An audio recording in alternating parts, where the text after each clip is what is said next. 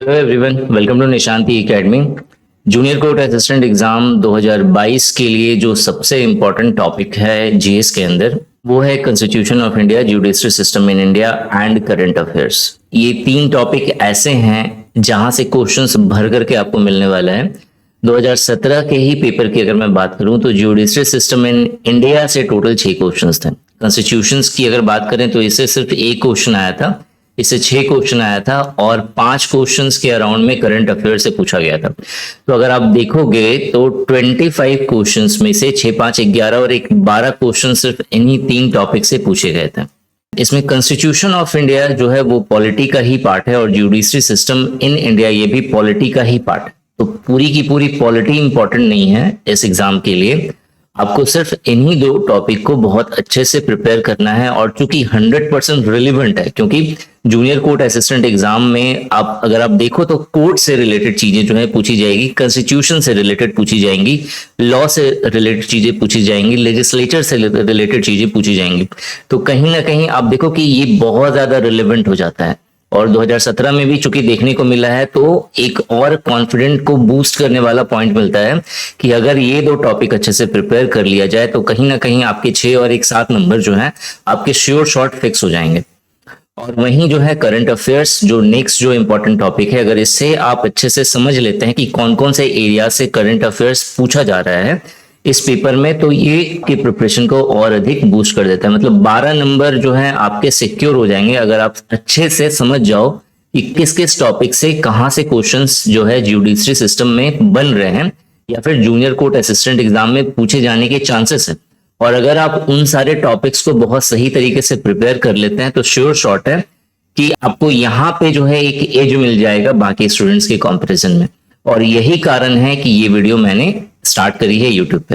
ये पूरा का पूरा जो सीरीज है वो 200 क्वेश्चंस का है, जिसमें से इस पूरी वीडियो में मैं आपको 50 क्वेश्चंस के अराउंड प्रोवाइड करवाऊंगा। जितने भी क्वेश्चंस हैं वो सुप्रीम कोर्ट के अंदर जो AOR एग्जाम का पेपर होता है वहां के क्वेश्चंस आपको यहाँ पे ज्यादा मिलेंगे। 2021 से लेकर के 2018 तक के सारे क्वेश्चंस के अंदर जो जीएस का जो पोर्शन है, स्पेशली जो आपके सुप्रीम कोर्ट के जितने भी एग्जाम होते हैं जिसमें जो है कुछ कॉमन टॉपिक्स है जैसे कि constitution of India, judiciary system in India and current affairs, मतलब उसके अंदर और भी अलग अलग टॉपिक्स हैं AOR के एग्जाम में। लेकिन जो ये 3 पार्ट्स हैं मैंने सिर्फ यहीं से क्वेश्चंस लिया है ताकि आपको जो है यहाँ से कंटेंट अगर पूछा जा रहा है या बन रहा है तो वो आपके अच्छे से वहां पे कवर हो जाए एग्जाम में। इसके अलावा हाईकोर्ट का पेपर है, इलाहाबाद हाईकोर्ट का पेपर का जो जीएस का पोर्शन है वो मैंने यहाँ पे कवर करा हुआ है। इसके अलावा आप दिल्ली हाईकोर्ट का जो एग्जाम हुआ था अभी रिसेंटली, मैंने वहां से भी क्वेश्चंस यहाँ पे डाले हुए हैं। इसके अलावा राजस्थान हाईकोर्ट का भी क्वेश्चंस इसमें डाला गया है। अगर आप देखोगे तो जितने भी ऑलमोस्ट 2021, 2020, 2022 में 22 का तो आई थिंक एक आध एग्जाम ही हुआ होगा, आई थिंक राजस्थान हाईकोर्ट वाला 2022 का पेपर है। तो अब देख लो कि 2020 से लेकर के 2022 तक के अंदर जितने भी इंपॉर्टेंट जुडिशरी एग्जाम्स हैं आपको उसके क्वेश्चंस यहाँ पे मिलेंगे। ठीक है, टोटल 200 क्वेश्चंस का सेट है जिसमें से ये फर्स्ट 50 क्वेश्चंस हैं। जितने भी एक्स्ट्रा पॉइंट बनते हैं इंपॉर्टेंट वो मैंने आपको यहाँ पे मेंशन करा हुआ है। अगर आपको इसकी PDF चाहिए तो बहुत सिंपल है, निशांति एकेडमी टेलीग्राम चैनल ज्वाइन करिए। स्टार्ट करते हैं इस पूरे वीडियो को। जो सबसे पहला क्वेश्चन है, क्वेश्चन जो है थोड़ा ब्लर दिखेगा क्योंकि ये जो है क्लिप के फॉर्मेट में लिया गया है। पहला क्वेश्चन है, who was the first attorney general of India? Bharat का जो पहला अटॉर्नी जनरल थे वो कौन थे? तो इसका जो राइट आंसर है वो है मेरा MC सेतालवद। ठीक है, राइट आंसर क्या है मेरा? MC सेतालवद। इंपॉर्टेंट पॉइंट्स की बात करें तो article 76 of Indian constitution under part 5 deals with the attorney general of India. देखो फर्स्ट पॉइंट से ही आप समझ सकते हैं कि ये बहुत इंपॉर्टेंट कॉन्सेप्ट हो गया। डायरेक्ट क्वेश्चन बनता है कि अटॉर्नी जनरल ऑफ इंडिया किस आर्टिकल के अंदर आता है, तो 76 आर्टिकल के अंदर आता है। कौन से पार्ट में मेंशन करा गया है? तो पार्ट 5 के अंदर मेंशन करा गया है in the constitution of India. He is appointed by the president of India. President of India के द्वारा ये क्या होता है? अपॉइंट होता है। अगर मैं क्वालिफिकेशन की बात करूं अटॉर्नी जनरल ऑफ इंडिया की तो ये एक इंडियन सिटीजन होनी चाहिए। दूसरा, इनका जो है ये 5 साल हाईकोर्ट में ये वर्क करे हो एज अ जज या फिर 10 साल का इनका एक्सपीरियंस हो हाईकोर्ट में एज अ एडवोकेट। ये सेकेंड क्वालिफिकेशन है और बहुत इंपॉर्टेंट है। और तीसरा जो इंपॉर्टेंट क्वालिफिकेशन है अटॉर्नी जनरल ऑफ इंडिया का, वो ये है कि ये इमिनेंट ज्यूरिस्ट होने चाहिए in the I of the president. ठीक है, फर्स्ट अटॉर्नी जनरल कौन थे? तो MC सेतालवत हैं। अगर करंट पूछा आपसे पेपर में, करंट अटॉर्नी जनरल कौन है? तो KK वेणुगोपाल हैं, जो कि 15th AGI हैं इंडिया के। ठीक है, देखो सारे इंपॉर्टेंट पॉइंट मेंशन करे हैं, क्योंकि मुझे ये वीडियो कल डालनी थी, लेकिन जो है इस तरह से जो इंपॉर्टेंट पॉइंट्स निकालने में काफी समय चला जाता है कि मतलब कुछ भी तो नहीं डाल सकते ना, जो इंपॉर्टेंट है आपके एग्जाम पर्सपेक्टिव से, तो वो एक्सट्रैक्ट निकालने में काफी समय लगता है। ठीक है, और इसके अलावा जो है कोर्स से रिलेटेड कंटेंट है, उस पर भी काम करना होता है और भी चीजें होती हैं, तो इसीलिए थोड़ा सा लेट हो गया, एक दिन का विलंब हो गया, उसके लिए मैं माफी चाहता हूँ। नेक्स्ट क्वेश्चन पे आते हैं हम लोग। सेकंड नंबर का जो क्वेश्चन है वो है सिटीजनशिप अमेंडमेंट एक्ट 2019। बहुत इंपॉर्टेंट ये पॉइंट है, और चूंकि ये न्यूज में भी रहा है बहुत समय तक, तो श्योर शॉर्ट है कि इससे क्वेश्चंस मिलेगा आपको जूनियर कोर्ट असिस्टेंट एग्जाम में।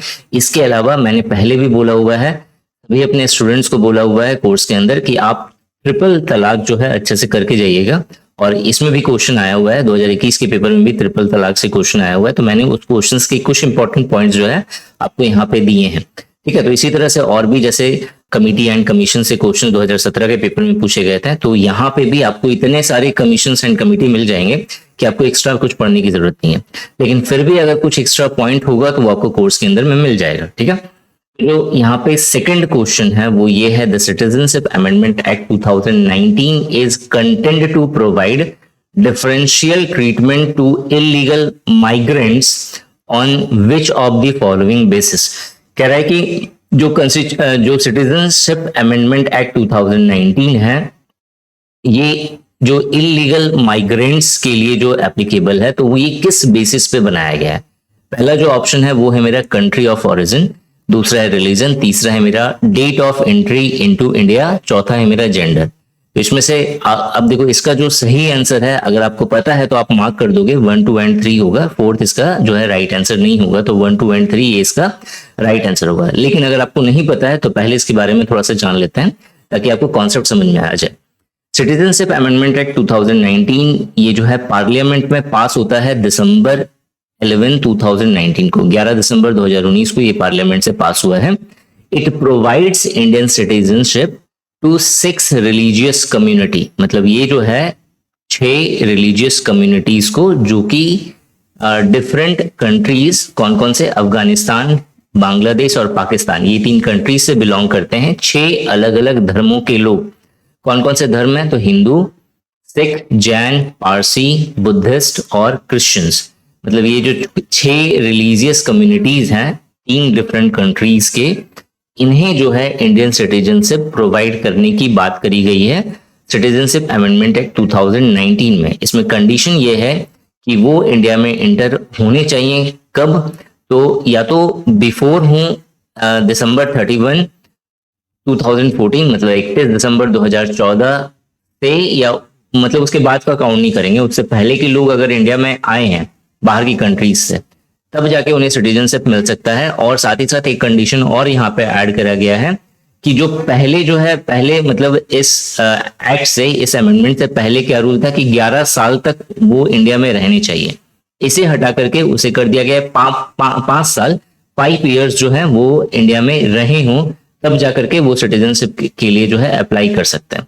ठीक है, तो ये पॉइंट बहुत इंपॉर्टेंट है। और जो लास्ट पॉइंट है, this amendment is not applicable to the tribal areas of Assam, Meghalaya, Mizoram and Tripura. इससे भी बेस्ड क्वेश्चंस बन सकता है। क्वेश्चन होगा कि किस ट्राइबल एरियाज में जो है ये अमेंडमेंट एप्लीकेबल नहीं है या एप्लीकेबल है। आपको हमेशा ध्यान में रखना है कि सिटीजनशिप अमेंडमेंट एक्ट 2019 जो है वो tribal areas of Assam, Meghalaya, Mizoram और त्रिपुरा, ये 4 ऐसे स्टेट हैं जिसके ट्राइबल एरियाज में ये सिटीजनशिप अमेंडमेंट एक्ट जो है वो एप्लीकेबल नहीं होता है।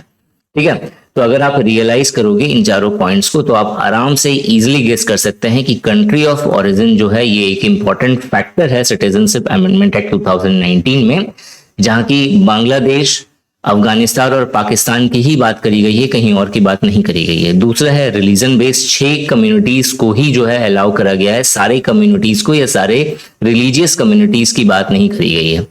Date of entry into India ये भी मेंशन कर दिया गया है कि इतने 31 दिसंबर 2014 से पहले तक के होने चाहिए, उसके बाद के अलाउ नहीं होंगे। तो देखो फर्स्ट 3 जो है मेंशन करा गया है। चौथा जेंडर के बारे में बात नहीं करा गया, ये नहीं कहा गया है कि सिर्फ लेडीज को सिटीजनशिप मिलेगा या सिर्फ जेंट्स को सिटीजनशिप मिलेगा। तो ये फोर्थ वाला पॉइंट जो है ये गलत हो गया, यानी 1 2 3 ये सही है, इसीलिए जो ऑप्शन 3 है वो मेरा राइट आंसर हो गया। ठीक है, नेक्स्ट क्वेश्चन की बात करें। The committee that was set up to examine the working of community development program in 1957 and which made the recommendation for the democratic centralization model was headed by। बहुत creamy question है, मस्त question है, जिसको कहते हैं ना उस तरह का क्वेश्चन। ये कह रहा है कि उस कमेटी का नाम हमें बताना है जिसे सेटअप करा गया था, इसलिए तो working on the community development programme in 1957 में कम्युनिटी डेवलपमेंट प्रोग्राम जो हुआ था उसे एग्जामिन करने के लिए, उसे चेक करने के लिए जो कमेटी बनी थी, हमें उस कमेटी का नाम बताना है। इसका जो राइट आंसर है वो है मेरा बलवंत राय मेहता कमेटी। ठीक है, ये बलवंत राय मेहता कमेटी जो है बहुत सारे एग्जाम्स के लिए, जिसे कहते हैं ना सुपर एग्जाम जो इंडिया में है, जैसे कि यूपीएससी सीएससी हो गया, एपीएफसी हो गया, ईपीएफओ हो गया, और इसके अलावा जो है एसएससी सीजीएल हो गया, इन सब में भर भर के पूछा जाता है बलवंत राय मेहता कमेटी से क्वेश्चंस। क्या पूछा जाता है, तो ये जहां पे जितने इंपॉर्टेंट पॉइंट्स आपको दिख रहे हैं इन्हीं से क्वेश्चंस हमेशा पूछा जाता है। फर्स्ट जो पॉइंट है वो ये है कि Balwant Rai Mehta committee was a committee appointed by government of India on 16 January 1957। Balwant Rai Mehta committee जो स्टैब्लिश करा गया था, जो बनाया गया था, वो 16 जनवरी 1957 को बनाया गया था। It has the following task, इसके कुछ इंपॉर्टेंट टास्क थे, मतलब इन्होंने काम तो इन्हें बहुत सारे सौंपा गया था, लेकिन उसमें से 2 ऐसे मेजर टास्क हैं जिसके लिए इन्हें जाना जाता है। फर्स्ट जो है वो है examine the working of the community development programme. जो कम्युनिटी डेवलपमेंट प्रोग्राम है जिसे 1952 में स्टार्ट करा गया था for the development of rural areas. तो ये जो प्रोग्राम है वो किस तरीके से काम कर रहा है, सही तरीके से काम कर भी रहा है कि नहीं कर रहा है, तो इसे एग्जामिन करने के लिए बलवंत राय मेहता कमेटी को क्या करा गया था, अपॉइंट करा गया था, नियुक्त करा गया था या एस्टैब्लिश करा गया था। जो सेकंड इंपॉर्टेंट टास्क है वो है examine the working of national extension service. National extension service जो है ये 2 अक्टूबर 1953 को बनाया गया था, तो इसे भी एग्जामिन करने के लिए बलवंत राय मेहता कमेटी ही थी। जो कमेटी थी उसने अपना रिपोर्ट सबमिट करा था 24 नवंबर 1957 में, और इनके अनुसार इन्होंने जो रिकमेंडेशन दिया था वो था कि establishment of the scheme of democratic decentralisation. बहुत बहुत बहुत इंपॉर्टेंट टर्म है ये, democratic decentralisation that finally came to be known as panchayati raj. जो पंचायती सिस्टम जो है इंडिया के अंदर ये आया है, मतलब इसे ये था तो पहले से ही, लेकिन इसे लीगल बनाया गया है कब, तो जब बलवंत राय मेहता कमेटी ने रिपोर्ट जो है सबमिट करा उसके बाद से। यानी कि अगर मैं बात करूं कि 24 नवंबर 1957 में जब रिपोर्ट सबमिट हुआ तो उसके बाद जो है बलवंत राय मेहता कमेटी के अकॉर्डिंग जो है पंचायत राज को जो है एस्टेब्लिश करा गया। ठीक है, ये पॉइंट याद रखना है, ये पूरा का पूरा पॉइंट लर्न कर जाना, रट जाना, क्योंकि इससे क्वेश्चंस बनेंगे पेपर में। नेक्स्ट क्वेश्चन पे हम लोग आते हैं। नेक्स्ट क्वेश्चन है मेरा, द मैक्सिम सेल्युअस पोपिली सुप्रीमा लेक्स मीन्स। अब यहाँ पे मैक्सिम का मतलब होता है कहावत, यहाँ पे लिखा हुआ है सेल्युअस पोपिली सुप्रीमा लेक्स, इसका मतलब क्या होता है, तो ये एक मेरा फ्रेज है और ये क्वेश्चन मैंने टेलीग्राम पे भी पूछा था कुछ दिन पहले। इसका जो एक्चुअल मतलब होता है वो है मेरा, the welfare of the people is the supreme law. Detail देख लेते हैं यहाँ पे, बहुत ज्यादा आपको इसके बारे में नहीं जानना, लेकिन अगर इस तरह के क्वेश्चंस पूछ लिए तो उस समय जो है हालत खराब हो जाएगी, पता नहीं कहाँ से क्वेश्चन ये बना के दे रहे हैं। ठीक है, द मैक्सिम जो है वो है मेरा सेल्युअस पोपिली सुप्रीमा लेक्स। इसका मतलब होता है welfare of the people is the supreme law. जो मतलब जो सबसे इंपॉर्टेंट और सबसे सुप्रीम जो लॉ है वो है मेरा वेलफेयर ऑफ द पीपल। मतलब जो लोग हैं जो सिटीजन्स हैं उनका क्या होना चाहिए, वेलफेयर होना चाहिए, उनका भला होना चाहिए। This can achieve when justice is administrated lawfully judicially without fear और फेवर। ठीक है, नेक्स्ट हम लोग आते हैं यहाँ पर, the territorial water of India extend up to. Question यहाँ पे है कि जो वाटर टेरिटरी है इंडिया की वो कहाँ तक एक्सटेंड होती है। नाउ अभी याद रखना कि इंडिया की जो टेरिटरी है और इंडिया की जो वाटर टेरिटरी है और इंडिया की जो इकोनॉमिक वाटर टेरिटरी है, तीनों अलग अलग होती है। जो टेरिटरी जो आप यहाँ पे देख रहे हैं, जो येलो कलर का जो इसका बाउंड्री है, टेरिस्ट्रियल एरिया जो है, वो आपको यहीं तक दिख रहा है, जो कि ब्लैक बॉर्डर से यहाँ पे मार्क्ड है, ये वाला पोर्शन। ठीक है, ये हो गया नॉर्मल टेरिटरी ऑफ इंडिया। इस नॉर्मल टेरिटरी ऑफ इंडिया के बाद जो है आपका आता है टेरिटोरियल वाटर ऑफ इंडिया या वाटर टेरिटरी ऑफ इंडिया, जो कि 12 नॉटिकल माइल्स तक होता है। मतलब यहां तक जो होगा वो होगा, सपोज ये 12 नॉटिकल माइल्स है, तो यहां तक जो होगा वो है मेरा टेरिटोरियल वाटर ऑफ इंडिया। इसके अलावा एक तीसरा होता है जिसे हम लोग कहते हैं economic water territory of India. ये बेसिकली जो है यहाँ पे मैंने मेंशन करा हुआ है कि जो इकोनॉमिक जोन होता है इंडिया का, वो है मेरा 200 नॉटिकल माइल्स। यहाँ तक जो है कुछ भी चीज अगर मिलता है ओशन के अंदर तो उसे वो इंडिया जो है उस पर क्लेम कर सकता है। क्या क्या इंपॉर्टेंट पॉइंट्स हैं यहाँ पे, आप एक बार इसे रीड कर लेना। पीडीएफ आपको निशांति एकेडमी टेलीग्राम चैनल पे मिल जाएगी। नेक्स्ट हम लोग क्वेश्चन आते हैं यहाँ पे। नेक्स्ट क्वेश्चन है यहाँ पे, name the globally acclaimed Indian classical vocalist recipient of Padma Shri and Padma Vibhushan who passed away in 2020 having suffered a cardiac arrest। ठीक है, अब ये देखो क्वेश्चन का आंसर इंपॉर्टेंट नहीं है, यहाँ पे आपको ये समझना पड़ेगा कि जो क्वेश्चंस यहाँ पे बन रहे हैं वो करंट अफेयर्स का क्वेश्चन है, ये तो क्लियर हो गया। अब ये करंट अफेयर्स का क्वेश्चन में जो इमिनेंट पर्सनालिटीज हैं जो अभी रिसेंटली पास हो गए हैं या फिर न्यूज में हैं, तो उनसे भी क्वेश्चंस बन सकता है। ठीक है, तो ये पॉइंट यहाँ पे बताना था, ये पॉइंट इस यहाँ पे इंपॉर्टेंट है। ठीक है, कि मतलब आपको इमिनेंट पर्सनालिटीज जो हैं वो पढ़नी है। अभी ये जो क्वेश्चन है कि इंडियन क्लासिकल वोकलिस्ट का हमें नाम बताना है जिनकी अभी कार्डियक अरेस्ट की वजह से डेथ हुई है 2020 में, और जो पद्मश्री और पद्म विभूषण के जो रेसिपिएंट रहे हैं उनका नाम क्या है। ठीक है, तो जो राइट आंसर है वो है मेरा पंडित जसराज। इंपॉर्टेंट पॉइंट्स देख लेते हैं। पंडित जसराज जो है वो इंडियन क्लासिकल वोकलिस्ट है और इन्होंने जो है पद्मश्री, इन्हें पद्मश्री मिला था 1975 में, पद्मा भूषण मिला था 1990 में और पद्मा विभूषण मिला था 2000 में। ठीक है, तो मतलब पद्मश्री, पद्मा भूषण और पद्मा विभूषण इन्हें तीनों मिला हुआ है। नेक्स्ट जो हम लोग आते हैं, नेक्स्ट क्वेश्चन है, dash has made history as the first African American. अब यहाँ पे गलत है, यहाँ पे अफ्रीकन नहीं होगा, यहाँ पे होगा एशियन अमेरिकन। ठीक है, तो dash has made history as the first Asian American women elected to be dash vice president of the United State of America.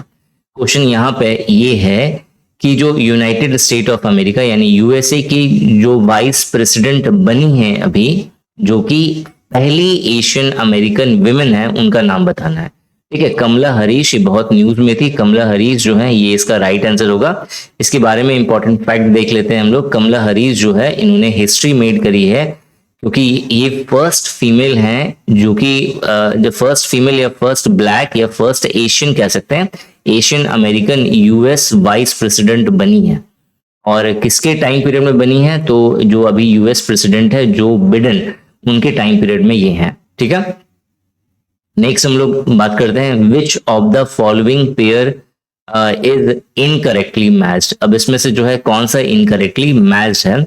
URL जो है यूनिवर्सल रिसोर्स लोकेटर यहाँ पे दिया हुआ है, जबकि यूआरएल जो होता है वो होता है मेरा यूनिफॉर्म रिसोर्स लोकेटर। तो यानी जो यूआरएल होगा ये यहाँ पे राइट आंसर होगा।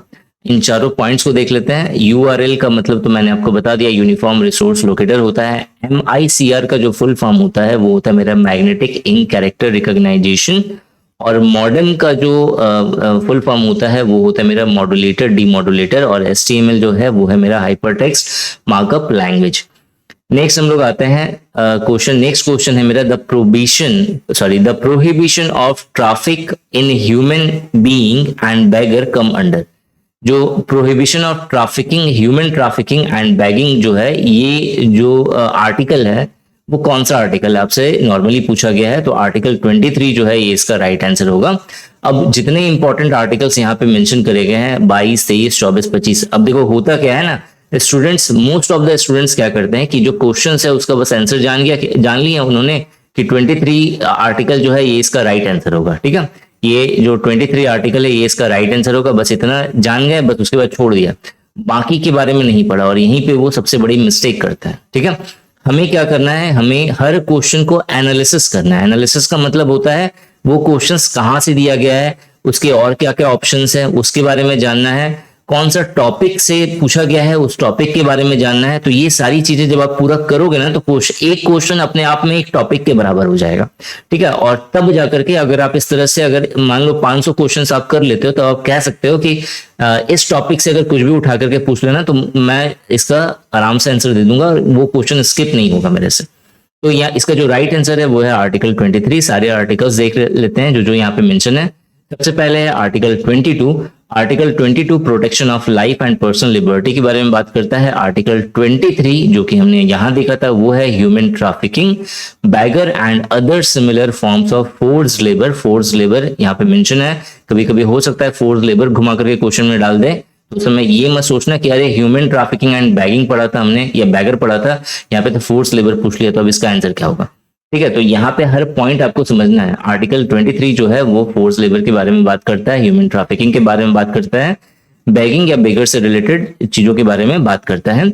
आर्टिकल 24 जो है वो prohibits the employment of children below the age of 14 years in any factory, mine or other hazardous activities like construction work और रेलवे।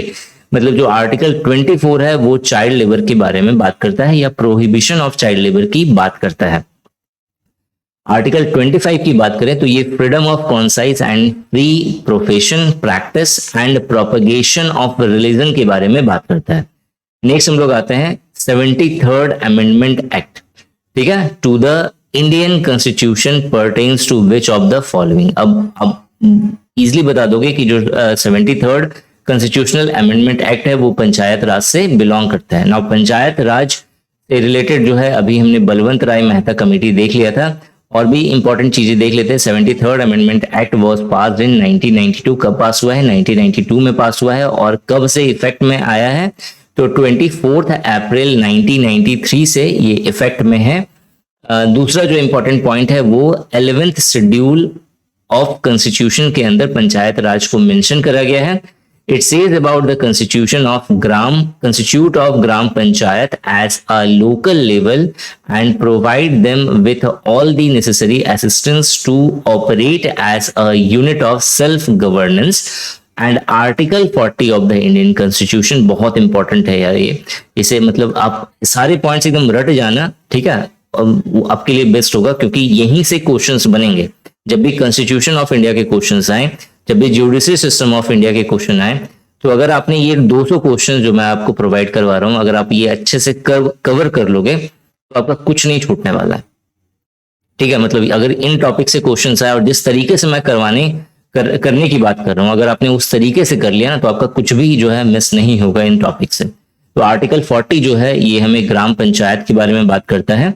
इसके अलावा जो है बलवंत राय मेहता कमेटी, याद रखिएगा आप लोग कि जो पंचायत राज या सेल्फ गवर्नेंस या लोकल बॉडी से रिलेटेड है। नेक्स्ट हम लोग आते हैं by which amendment act did the parliament lower the voting age from 21 to 18 years। 21 साल से 18 साल उम्र कर दी गई थी वोटिंग की, तो वो किस अमेंडमेंट के थ्रू की गई थी? जो इसका राइट आंसर है वो है मेरा 61st amendment act. Now 61st amendment act 1988, इसने जो है 21 साल की जो वोटिंग एज थी उसे घटा करके कितना कर दिया था? 18 years कर दिया है। 42nd अमेंडमेंट एक्ट 1976, चूंकि यहाँ पे 42nd भी मेंशन है, 44th भी मेंशन है, 73 तो हमने अभी देख लिया था पहले वाले क्वेश्चन में, तो ये तो मैं आपको नहीं बताने वाला, 42nd एंड 44th बताने वाला हूँ। तो 42nd amendment act and 44th amendment act. 42nd amendment act जो है ये 1976 में आया है। इसे मिनी कॉन्स्टिट्यूशन भी कहते हैं, बहुत ज्यादा बार पूछा गया है ये किस अमेंडमेंट एक्ट को मिनी कॉन्स्टिट्यूशन कहा जाता है? तो 42nd अमेंडमेंट एक्ट को मिनी कॉन्स्टिट्यूशन कहा जाता है। और इसके थ्रू जो है हमारा जो प्रियम्बल है इसके अंदर सोशलिस्ट, सेक्युलर और इंटीग्रिटी, ये 3 वर्ड्स को ऐड करा गया था। फंडामेंटल ड्यूटीज को भी as a part 4A of the constitution जो है ऐड करा गया है कॉन्स्टिट्यूशन के अंदर।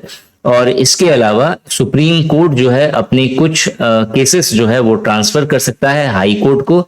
ये भी जो है 42nd अमेंडमेंट एक्ट 1976 के अंदर ऑथराइज हुआ है। तो ये एक्ट बहुत ज्यादा इंपॉर्टेंट है। 44th अमेंडमेंट एक्ट की बात करें तो ये 44th अमेंडमेंट एक्ट ये जनता पार्टी गवर्नमेंट के द्वारा लाया गया था, जिसमें प्रॉपर राइट टू प्रॉपर्टी जो एक फंडामेंटल राइट था, इसे फंडामेंटल राइट से निकाल करके जो है एक लीगल राइट जो है बना दिया गया अंडर आर्टिकल 300A। नेक्स्ट हम लोग आते हैं question, which one of the following statement about a money bill is not correct. कह रहा है कि मनी बिल से रिलेटेड कौन सा स्टेटमेंट जो है सही नहीं है। तो पहला ऑप्शन है money bill can be tabled in either house of the parliament. ठीक है, अगर आपने मनी बिल के बारे में पढ़ा हुआ है तो आप इजीली मार्क कर दोगे कि पहला वाला ऑप्शन ही गलत है यहाँ पर। ठीक है, लेकिन अगर आपको मनी बिल के बारे में नहीं पता तो बहुत सिंपल है कि आपको जितने सारे पॉइंट्स मैंने आपको यहाँ बताए हैं, इस पॉइंट्स को बहुत अच्छे से लर्न कर जाना है, क्योंकि सारे इंपॉर्टेंट पॉइंट है। सबसे पहला जो पॉइंट है वो मनी बिल जो है वो आर्टिकल 110 के अंदर है, यानी कि आर्टिकल नंबर 110 जो है वो मनी बिल के बारे में बात करता है। सेकंड जो इंपॉर्टेंट पॉइंट है, कंसर्न विथ फाइनेंशियल मैटर। अब ये जो मनी बिल है इसके अंदर जो है financial matter government of India की वो सारी चीजें मेंशन होती हैं, जिसके अंदर टैक्सेशन होता है, पब्लिक एक्सपेंडिचर कितना हुआ है, ये सारी चीजें मेंशन होती है। इंट्रोड्यूस्ड ओनली इन लोकसभा, ये सिर्फ लोकसभा में जो है इंट्रोड्यूस होता है on the recommendation of president. President की रिकमेंडेशन की जरूरत पड़ती है इसके लिए। और जो है after the bill is passed by the Lok Sabha it is sent to the Rajya Sabha. Rajya Sabha में भेजा जाता है बिल को जब वो लोकसभा में पास हो जाता है तो। Which has only limited authority, और राज्यसभा के पास लिमिटेड अथॉरिटी होती है, मतलब सारी की सारी मतलब फुल फ्लेज पावर्स नहीं होती है राज्यसभा के पास। मनी बिल के संदर्भ में जो है राज्यसभा के पास सारे पावर्स नहीं होते। 14 दिन का उनके पास टाइम पीरियड होता है, उन्हें या तो एक्सेप्ट करना होता है या फिर कुछ नहीं करना होता है, सिंपली रिटर्न कर देते हैं वो लोग। ठीक है, दोनों ही केसेस में मनी बिल को पास होना ही होना है, क्योंकि वो लोकसभा में ऑलरेडी पास हो चुका है। Rajya Sabha has no authority to reject और अमेंड द बिल। राज्यसभा के पास कोई अथॉरिटी नहीं होती है कि वो बिल को रिजेक्ट करे या फिर उसमें किसी तरह का सुधार करे, लेकिन वो सजेशन दे सकती है सुधार का। ठीक है, ये ध्यान रखना।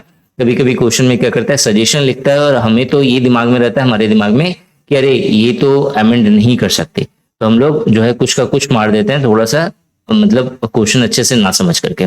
ठीक है, क्या कहना चाहता है वो। तो ये सारे इंपॉर्टेंट पॉइंट्स है मनी बिल से related. If it doesn't return the bill within the specified time frame, जो कि 14 डेज होता है, it is presume to have been pass. जैसे मान लिया जाता है कि वो क्या हो गया, पास हो गया है राज्यसभा से। नेक्स्ट हम लोग आते हैं, नेक्स्ट क्वेश्चन है मेरा, match schedule 1 and schedule 2 and choose the appropriate answer. हमें शेड्यूल 1 और शेड्यूल 2 के अंदर जो जो चीजें हैं उससे मेंशन करना है, उसके बारे में मतलब उसे क्या करना है, मैच करना है। पहला जो है वो है मेरा कंकरेंट लिस्ट, दूसरा है मेरा रूल ऑफ लॉ, तीसरा है मेरा directive principle of state policy और चौथा है मेरा प्रोसीजर एस्टेब्लिश्ड बाय लॉ। अब ये अगेन बहुत इंपॉर्टेंट क्वेश्चन बन जाता है, जहां आपको कॉन्स्टिट्यूशन के अंदर जो जो चीजें इंपॉर्टेंट है उसका सोर्स क्या है, मतलब किस किस कंट्री से क्या क्या लिया गया है, ये बहुत इंपॉर्टेंट टॉपिक है। ठीक है, और ये जब तक आपको पूरे अच्छे से याद नहीं होगा तब तक आप इस तरह के क्वेश्चंस नहीं कर सकते। अब ये याद कैसे होगा, तो घबराने की जरूरत नहीं है, यहाँ पे मैंने आपको सारी चीजें बहुत अच्छे से डिटेल में मेंशन करी हुई है। जैसे कि अगर मैं बात करूं कि ऑस्ट्रेलिया के कॉन्स्टिट्यूशन से क्या लिया गया है, तो concurrent list, freedom of trade, commerce and intercourse, और जो तीसरा है मेरा वो है मेरा जॉइंट सेटिंग, ये ऑस्ट्रेलिया से लिया गया है। कनाडा की बात करें तो federation with in a strong centre, wasting of residuary powers in the centre, advisory jurisdiction, तो ये सारी चीजें जो है कनाडा से ली गई हैं। उसी तरह से आयरलैंड है, जिसमें सबसे इंपॉर्टेंट है मेरा directive principle of state policy, जो कि यहाँ पे बोला भी गया था। जापान से क्या लिया गया है, तो प्रोसीजर एस्टैब्लिश्ड बाय लॉ। उसी तरह से सोवियत यूनियन या यूएसएसआर और रशिया जो अभी है, तो उससे क्या लिया गया है, जैसे फंडामेंटल ड्यूटीज जो है यूएसएसआर से लिया गया है, बहुत इंपॉर्टेंट है और बहुत बार पूछा गया है। नाउ यूके से क्या लिया गया है, यूके से तो बहुत सारी चीजें ली गई हैं, जैसे पार्लियामेंट्री गवर्नमेंट है, रूल ऑफ लॉ है, सिंगल सिटीजनशिप है, बहुत इंपॉर्टेंट, लेजिस्लेचर प्रोसीजर है, पार्लियामेंट्री प्रिविलेजेस है, बाई कैमरल लेजिस्लेचर है, रिट है। तो ये रिट भी बहुत बार पूछा जाता है कि जो हमारा जो रिट है सुप्रीम कोर्ट, जिसे जो पास करता है, अलग अलग तरह का 5 रिट है। तो जो है ये जो रिट है वो कहाँ से लिया गया है, तो यूके से, यूनाइटेड किंगडम से लिया गया है। उसी तरह से यूएसए से जो सबसे इंपॉर्टेंट है वो है मेरा fundamental rights, independence of judiciary, judicial review, ये सारी चीजें कहाँ से ली गई हैं, यूएसए से ली गई हैं। उसी तरह जर्मनी से भी कुछ लिया गया है, साउथ अफ्रीका से भी लिया गया है, फ्रांस से भी लिया गया है। तो इसे लर्न करना है आप सभी को, ताकि इससे एक भी क्वेश्चन आपका ना छूटे। ठीक है, अगेन पीडीएफ कहाँ मिलेगी आपको, निशांत ई एकेडमी टेलीग्राम चैनल पे। अगर आपको लिंक ना मिले, बहुत सिंपल है, गूगल करिए निशांत ई एकेडमी, मेरी जितनी भी प्लेटफॉर्म है आपको वो सारी दिख जाएंगी। ठीक है, किसी भी प्लेटफॉर्म में घुसिए, आपको कहीं ना कहीं मेरा टेलीग्राम चैनल का लिंक आपको मिल ही जाएगा। ठीक है, नेक्स्ट हम लोग आते हैं यहाँ पे, match list 1 with list 2 and select the correct answer using the codes given below the list.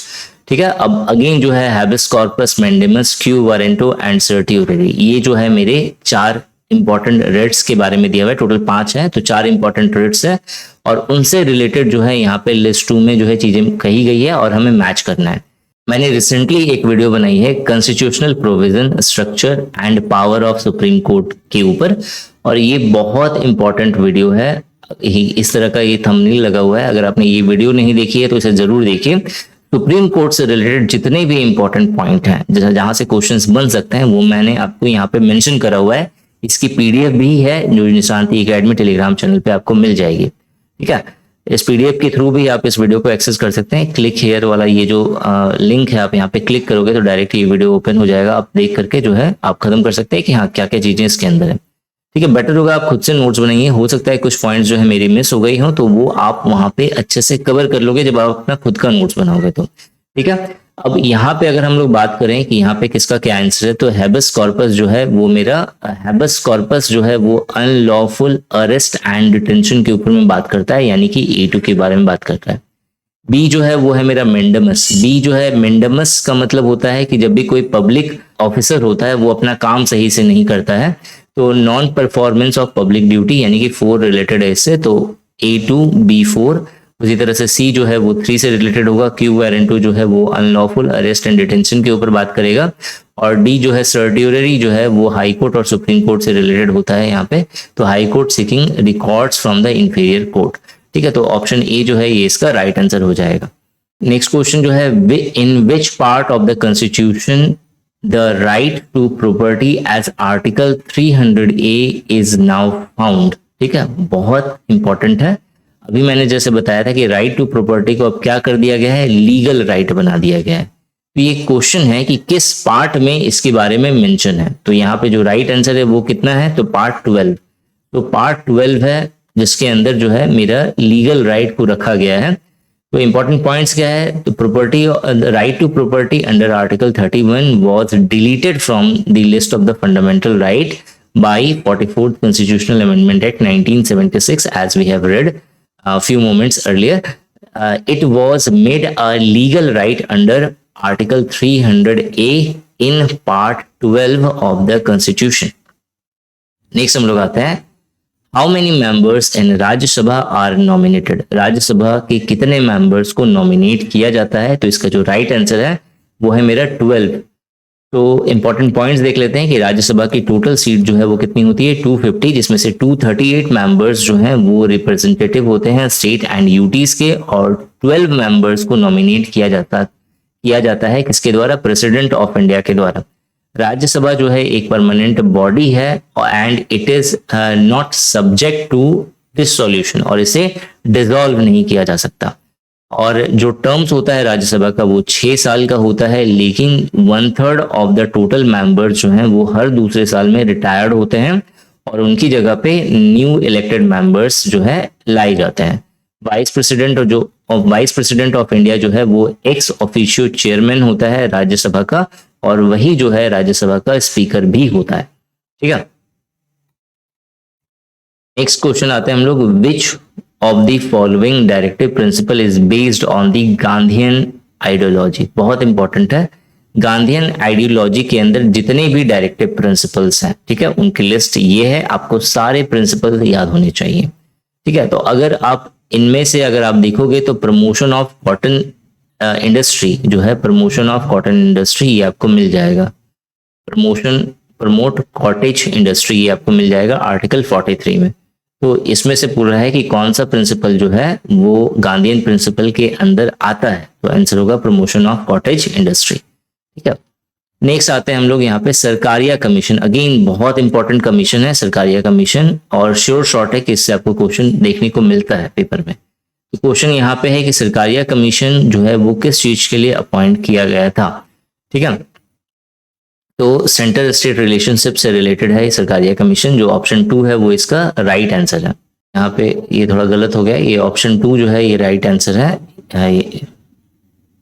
To examine the centre state relation. ठीक है, यहाँ पे होगा to examine the centre state relation. ठीक है, इंपॉर्टेंट पॉइंट्स की बात करें तो Sarkaria commission was established on June 9, 1983 under the chairmanship of justice R S. Sarkaria with B Shivaraman and S R. Sen. अब बहुत कोई जो है इसको मिस कर देगा। ठीक है, देखो होता क्या है ना कि सारे स्टूडेंट्स को एक जैसा ही बताया जाता है चीजें, लेकिन फिर जो है कुछ स्टूडेंट जो हैं उनके मार्क्स अच्छे जाते हैं, कुछ के खराब हो जाते हैं। रीजन ये होता है कि हमने खुद ही आपको सेलेक्ट करके चीजें दी हुई हैं, ताकि अगर आप इतना करोगे तो श्योर शॉर्ट हो जाएगा। लेकिन उनमें भी जो है कुछ स्टूडेंट्स ऐसे होते हैं, छांटना शुरू कर देते हैं कि इसके अंदर क्या पढ़ना है, क्या छोड़ना है। जैसे बहुत सारे स्टूडेंट्स को लगेगा कि यार सरकारिया कमीशन जो है कब स्टेब्लिश हुआ, वो याद कर लेते हैं और ये शायद नहीं पूछेगा तो इसे छोड़ देते हैं। जबकि क्वेश्चन आपका ऐसे भी बन सकता है, 4 नाम दिए होंगे ऑप्शन में और आपको बताना है कि सरकारिया कमीशन के मेंबर जो है इन चारों में से कौन नहीं है।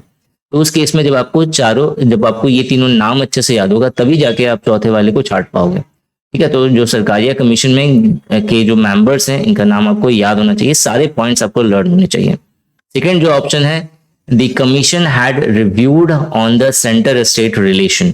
जो कमीशन है इसने क्या काम किया था, सेंटर स्टेट रिलेशंस को जो है रिव्यू करने का काम किया था। The most important recommendation of the Sarkaria commission made was the setting up a permanent inter state council called as inter governmental council. ठीक है, बहुत इंपॉर्टेंट है, आपसे डायरेक्ट क्वेश्चन ऐसे भी बना है कि इंटर गवर्नमेंटल काउंसिल जो स्टैब्लिश करा गया था वो किस कमीशन के रिकमेंडेशन पे स्टैब्लिश करा गया था। आंसर होगा मेरा अगेन सरकारिया कमीशन।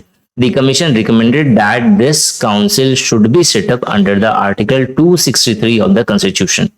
Next हम लोग आते हैं, which one of the following schedule has 3 list?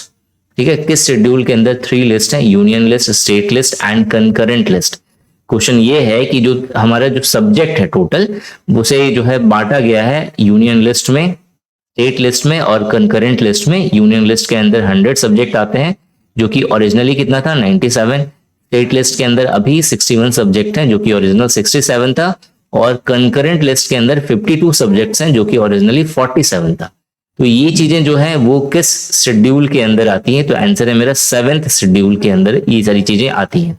7th schedule चूंकि ऑप्शन में नहीं है तो इसका जो राइट आंसर हो जाएगा वो होगा नन ऑफ दीज। ठीक है, नेक्स्ट क्वेश्चन आते हैं हम लोग। नेक्स्ट क्वेश्चन है, which one of the following in which the recent judgment of Supreme Court pertaining to the suspension of internet service in Jammu and Kashmir। 2 साल पहले Jammu and Kashmir से इंटरनेट सर्विस को हटा दिया गया था, सस्पेंड कर दिया गया था। आई थिंक कुछ महीने के लिए था या पूरे साल भर के लिए था, मुझे एग्जैक्टली आइडिया नहीं है। तो ये क्वेश्चन जो है बहुत ये एक बहुत बड़ा डिबेटेड इशू बना हुआ था और सुप्रीम कोर्ट के अंदर ये एक केस बन के गया था जिसमें ये कहा गया था कि फंडामेंटल राइट्स जो है जम्मू एंड कश्मीर के सिटीजन्स का जो है वायलेट हो रहा है, जहां उन्हें इंटरनेट यूज नहीं करने दिया जा रहा है। तो उसी पे बेस जो है ये क्वेश्चन है, out of the following in which of the recent judgments of Supreme Court pertaining to the suspension of internet services in Jammu and Kashmir has the observation been made that the freedom of speech and expression and the freedom to practice any profession or carry on any trade, business or occupation over the medium of internet। ठीक है, मतलब ये issue बना करके जो है supreme court में पेश करा गया था। Enjoys constitutional protection under article 19(1)(a) and under article 19(1)(g।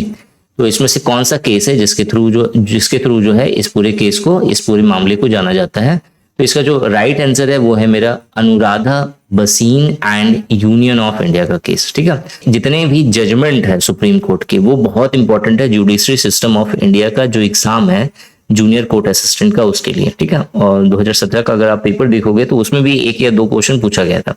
तो चांसेस है कि आपको इसमें भी पेपर, ये जो पेपर होगा आपका 2022 का, इसमें भी क्वेश्चन मिल सकता है। ठीक है, तो इस पे बेस्ड आपको YouTube वीडियोस मिलेगी। तो आपको करना क्या है, अगर आपने अभी तक निशांति एकेडमी चैनल को सब्सक्राइब नहीं करा है तो सबसे पहले लाल बटन को हिट करिए और चैनल सब्सक्राइब करिएगा। बेल आइकन भी जरूर दबा लीजिएगा ताकि अगर JCA एग्जाम से रिलेटेड और मेरी चैनल पे आ रही है तो नोटिफिकेशन आपको मिल जाए। नेक्स्ट क्वेश्चन है, the expression secular and socialist were inserted in the preamble of India of the Indian constitution by dash. हमें कॉन्स्टिट्यूशनल अमेंडमेंट के बारे में बताना है कि किस कॉन्स्टिट्यूशनल अमेंडमेंट के through secular and socialist word को जो है प्रीएम्बल में ऐड करा गया था। हमने अभी थोड़ी देर पहले ही देखा था कि इसे 42nd कॉन्स्टिट्यूशनल अमेंडमेंट के थ्रू जो है ऐड करा गया था, जिसे मिनी कॉन्स्टिट्यूशन कहते हैं। हमने ऑलरेडी इसके बारे में आपको बता रखा है। 44th अमेंडमेंट एक्ट के बारे में भी बता रखा है। 52 अमेंडमेंट एक्ट वो क्या है, 52nd अमेंडमेंट एक्ट 1985, ये जो है 10th शेड्यूल को ऐड करता है कॉन्स्टिट्यूशन में, जो कि अगर किसी तरह का डिफेक्ट मतलब क्या कहेंगे, पार्लियामेंट या स्टेट लेजिस्लेचर को डिफेक्शन करने का अगर कोई लीडर काम कर रहा है तो उसे जो स्पीकर होगी उसे डिस्क्वालीफाई कर सकती है। ठीक है, या डिस्क्वालीफाई किया जा सकता है उसे। ये जो है ये 52nd अमेंडमेंट एक्ट 1985 के तहत हुआ था। 10th शेड्यूल के अंदर इसे मेंशन करा गया है। जो अमेंडमेंट एक्ट 38 है, 38th अमेंडमेंट एक्ट 1975, ये जो है ये कहता है declaration of emergency by the president and promulgation or the ordinance by the president or governor cannot be challenged in any court on any ground। ये जो अमेंडमेंट हुआ था इसके तहत ये कहा जा रहा है कि अगर प्रेसिडेंट ने किसी तरह की इमरजेंसी डिक्लेयर करी है, घोषित करी है किसी स्टेट में, या ओवरऑल नेशनल इमरजेंसी कुछ भी वो डिक्लेयर कर सकता है, क्योंकि वो जो हेड ऑफ द स्टेट है तो इनके डिसीजन को किसी भी कोर्ट में चैलेंज नहीं करा जाएगा, ये अमेंडमेंट एक्ट 38 कहता है। तो 38th अमेंडमेंट एक्ट 1975 हमें इस बारे में बताता है। नेक्स्ट क्वेश्चन देखते हैं हम लोग। नेक्स्ट क्वेश्चन है, the privy purse was abolished by. Question ये है कि प्राइवी पर्स जो है वो किस अमेंडमेंट के द्वारा जो है एबोलिश करा गया था। जो राइट आंसर है वो है मेरा 26th अमेंडमेंट एक्ट 1971। ये है क्या, तो 26th amendment act 1971, this amendment withdrew the recognition to the rulers of princely estate and their privy purses were abolished। ये 26th अमेंडमेंट एक्ट 1971 है। इसके अलावा जो फर्स्ट अमेंडमेंट एक्ट 1951 है, इसके थ्रू जो है 9th शेड्यूल को कॉन्स्टिट्यूशन में ऐड करा गया था। ठीक है, नेक्स्ट हम लोग आते हैं यहाँ पे। नेक्स्ट क्वेश्चन है, the constitutional authority vested with the power of declaring caste or tribes as scheduled caste or scheduled tribe is the। मतलब कौन सी ऐसी कॉन्स्टिट्यूशनल अथॉरिटी है, कौन सा ऐसा सुप्रीम पावर है जो कि डिक्लेयर कर सकता है किसी भी ट्राइब को या किसी भी कास्ट को एज अ शेड्यूल्ड कास्ट और शेड्यूल्ड ट्राइब। 4 ऑप्शन है और जो राइट आंसर है वो है मेरा द प्रेसिडेंट ऑफ इंडिया। जो प्रेसिडेंट ऑफ इंडिया है वही जो है किसी कास्ट या किसी ट्राइब को शेड्यूल कास्ट या शेड्यूल ट्राइब का दर्जा दे सकता है। ठीक है, इंपॉर्टेंट पॉइंट्स क्या है, the constitutional authority vested with the power of declaring caste or and tribe as a scheduled caste and scheduled tribe is the president of India. ये तो मतलब जो क्वेश्चन था उसी का सॉल्यूशन है। अब कौन सा आर्टिकल उन्हें पावर देता है, तो आर्टिकल 341। ठीक है, ये इंपॉर्टेंट हो गया। नेक्स्ट क्वेश्चन है मेरा, according to article 300A of constitution of India dash number, यहाँ पे दिया हुआ है number dash shall be deprived of his property saved by the authority of law। मतलब क्या लिखा गया है आर्टिकल नंबर 300A में वो आपको बताना। मतलब सिंपल होता है ना, जैसे कि अगर कोई आर्टिकल के अंदर कुछ भी चीजें मेंशन करी गई तो एज इट इज जो मेंशन करा गया है वहां पे उसी को उठा करके फिल इन द ब्लैंक यहाँ पे बना दिया गया है। तो यहाँ होगा नो पर्सन। ठीक है, नो पर्सन है यहाँ पे। आर्टिकल 300A क्या कहता है, no person shall be deprived of his property save by the authority of law.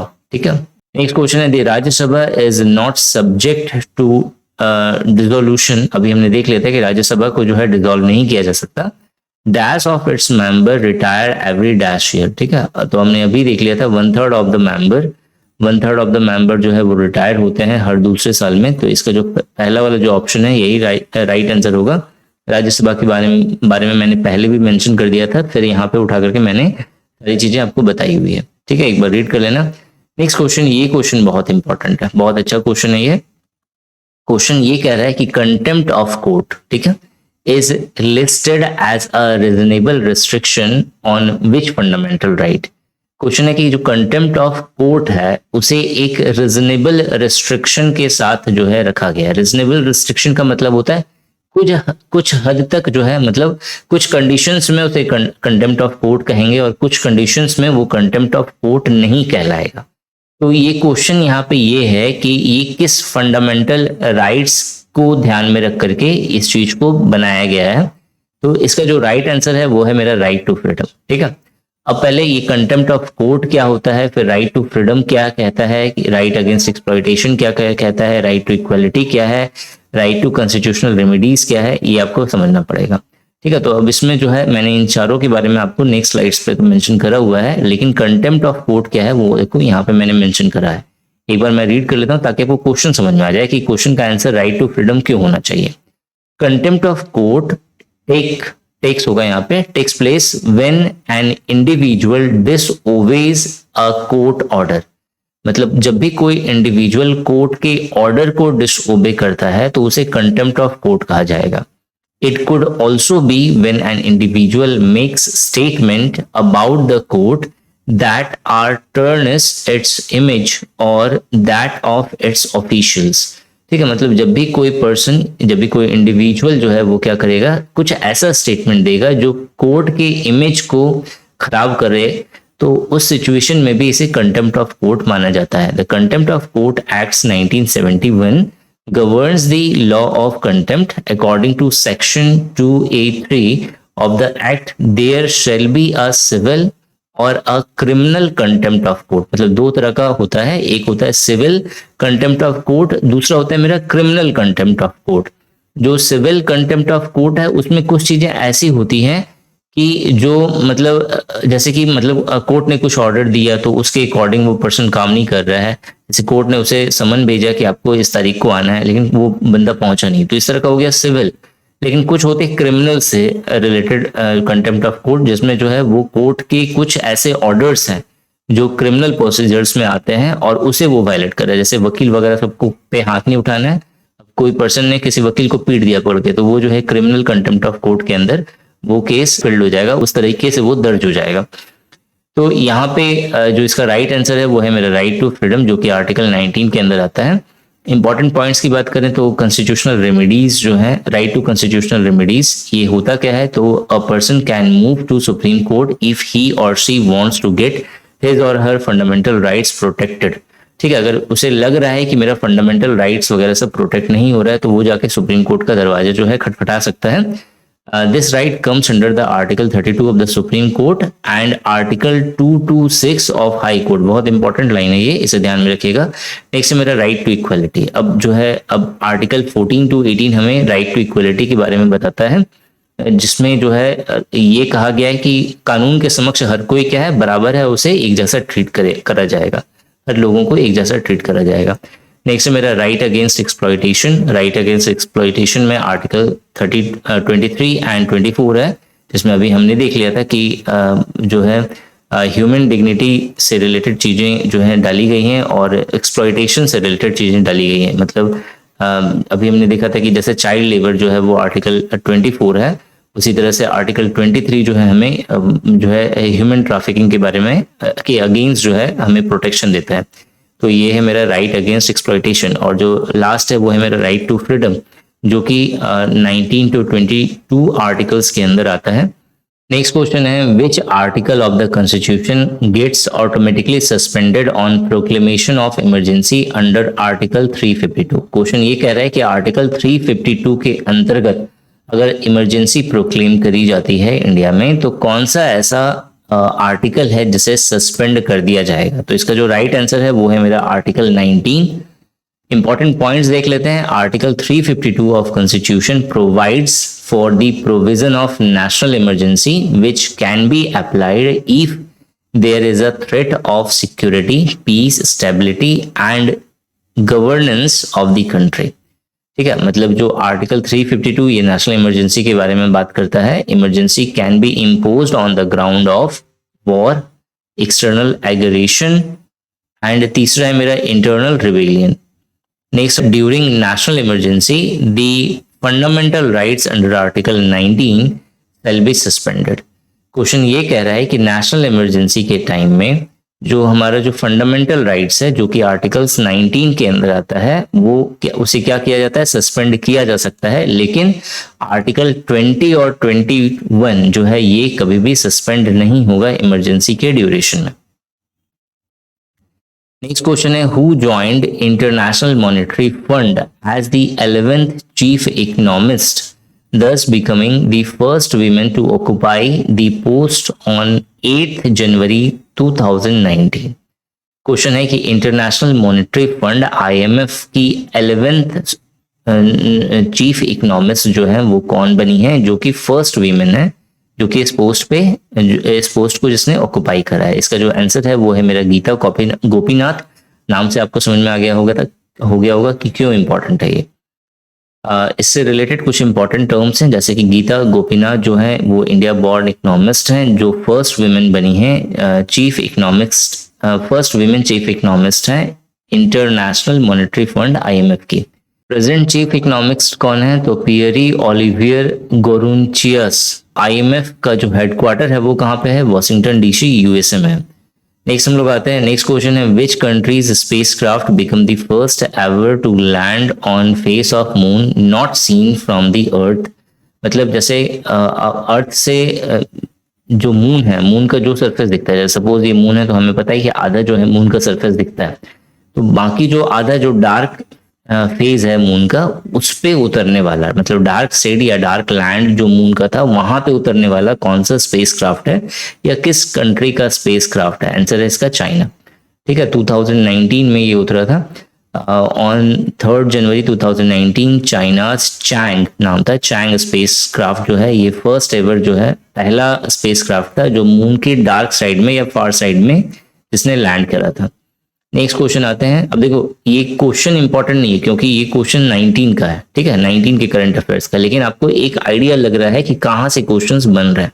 ठीक है, ताकि करंट अफेयर्स का टॉपिक जब आप पढ़ो तो आपको ये रियलाइज होना चाहिए कि ये सारे कॉन्सेप्ट से क्वेश्चंस बनते हैं इस एग्जाम में, और यही अगर इन सब टॉपिक पे अगर आप वर्क अगर सही से करोगे तभी जाकर के श्योर सिलेक्शन की तरफ आप मूव कर सकते हो। नेक्स्ट क्वेश्चन हम लोग आते हैं यहाँ पे। नेक्स्ट क्वेश्चन है, which of the following mobile application was launched by Central Board of Secondary Education CBSE to upload podcast on class 10th 12th exam evaluation process. ये क्वेश्चन बहुत इंपॉर्टेंट है और 2-3 पेपर में मुझे ये दिखा है क्वेश्चन। ठीक है, इसका जो राइट आंसर है वो है मेरा शिक्षा वाणी। ठीक है, यहाँ पे मैंने शिक्षा वाणी से रिलेटेड कुछ इंपॉर्टेंट पॉइंट्स जो है मेंशन करे हुए हैं, आप एक बार से जरूर रीड कर लेना। नेक्स्ट क्वेश्चन की तरफ आते हैं। नेक्स्ट क्वेश्चन है, who took charge as the India's new ambassador to China on 8 January 2019। अब 2019 के अनुसार चाइना के लिए जो है इंडिया का जो एम्बेसडर था वो कौन था, तो ये इंपॉर्टेंट नहीं है, लेकिन अभी के लिए 2022 में कौन है ये बहुत इंपॉर्टेंट है। तो प्रदीप कुमार रावत जो है ये प्रेजेंट एम्बेसडर हैं इंडिया के चाइना के लिए। ठीक है, अगर आप USA वाला भी बहुत पूछता है कि USA में जो इंडिया का जो एम्बेसडर है वो कौन है, तो आंसर है तरनजीत सिंह साधु। ठीक है, ये 2 इंपॉर्टेंट एम्बेसडर हैं जिससे ज्यादा क्वेश्चंस बनते हैं, तो इसे ध्यान में रखना आप। नेक्स्ट हम लोग आते हैं, according to Global Economic Outlook by Fitch rating. जो फिच रेटिंग के अनुसार, फिच रेटिंग बहुत इंपॉर्टेंट है, इससे क्वेश्चंस कभी कभी पूछ लेता है। तो फिच रेटिंग के अनुसार जो ग्लोबल इकोनॉमिक आउटलुक है इंडिया का, उसके अकॉर्डिंग जो इंडिया की जो GDP है वो कितनी है। ठीक है, तो ये 2019 का चूंकि पेपर है तो उसके अकॉर्डिंग यहाँ पे ऑप्शन दिया हुआ है। अभी का अगर मैं बात करूं लेटेस्ट डाटा, तो 2022 का जो इन्होंने GDP फोरकास्ट करा था वो था 8.4, और वहीं जो है 2023 का भी इन्होंने फोरकास्ट करा हुआ है। तो जनवरी में इन्होंने फोरकास्ट करा था 8.5, लेकिन मार्च में उसे चेंज करके कितना कर दिया है 7.8। तो अभी जो फिजिकल ईयर 2023 के लिए जो मेरा फिच रेटिंग है जीडीपी का वो है मेरा 7.8%, ठीक है। अगर 2022 का बोलेगा तो 8.4% है, वो ध्यान में रखना आप। नेक्स्ट क्वेश्चन, अब देखो यूपीआई बेस्ड जो पेमेंट है, गेटवे है, इसे क्वेश्चंस भर भर के पूछ सकता है या फिर बहुत ज्यादा इंपॉर्टेंट टॉपिक है ये, क्योंकि अभी लेटेस्ट है ये, ठीक है। अब एग्जामिनर की नजर लगभग में पड़ी गई है, 2-3 क्वेश्चंस मिल जाते हैं। जैसे अगर आप देखो कि इसमें जो मैंने आपको यहाँ पे क्वेश्चन दिया हुआ है, तो इससे 2-3 क्वेश्चन आपको यहीं पे मिल जाएगा। तो इस तरह से अगर आप देखोगे ना, तो जो डिजिटल पेमेंट गेटवेज हैं या जो आप ई वॉलेट है, इन सबको अच्छे से कवर कर लेना है। इससे क्वेश्चन श्योर शॉट है कि आपको मिल सकता है पेपर में। तो यहाँ पे जो क्वेश्चन है वो है मेरा, विच of the following is the UPI based payment app launched by Xiaomi in India. जो Xiaomi है इंडिया के अंदर, उसने जो है कौन सा यूपीआई पेमेंट ऐप जो है लॉन्च करा है? आंसर है इसका MI Pay, ठीक है। अब इससे रिलेटेड बहुत सारे क्वेश्चंस बन सकते हैं कि मतलब ये भी बन सकता है कि कौन कौन से ऐसे कंपनीज हैं जिन्होंने अपना जो डिजिटल पेमेंट गेटवे जो है वो ओपन करा हुआ है। जैसे कि गूगल पे हो गया, फोन पे हो गया, तो 4-5 ऑप्शंस होंगे जिसमें से आपको एक छांटना होगा। वो आप, मुझे लगता है वो आप इजिली गेस कर लोगे, और नहीं तो गूगल कर लेना उसे। कुछ इंपॉर्टेंट और पॉइंट्स बनते हैं, जैसे यूपीआई आईडी का, यूपीआई का फुल फॉर्म पूछ सकता है, तो यूनिफाइड पेमेंट इंटरफेस ये इसका फुल फॉर्म है। यूएसएसडी का फुल फॉर्म पूछा जा सकता है, जो कि एक पेमेंट मेथड है। इसका नाम है अनस्ट्रक्चर्ड सप्लीमेंट्री सर्विस डाटा। उसी तरह से IMPS का फुल फॉर्म पूछा जा सकता है, इमीडिएट पेमेंट सर्विस है। Digital transaction and digital payment comes under, मतलब ये जो डिजिटल ट्रांजैक्शन या डिजिटल पेमेंट है, ये किसके अंडर आता है, किस मिनिस्ट्री के अंदर आता है? तो ministry of electronic and information technology, जिसे हम लोग MEITY कहते हैं, ठीक है, MEITY कहते हैं हम लोग। तो नेक्स्ट जो क्वेश्चन है, नेक्स्ट जो पॉइंट है यहाँ पे, वो है मेरा मोड ऑफ डिजिटल पेमेंट जो है वो कौन कौन से हैं? तो भीम है, भीम आधार है, भारत QR कोड है, IMPS है, कार्ड पेमेंट होता है, USSD होता है।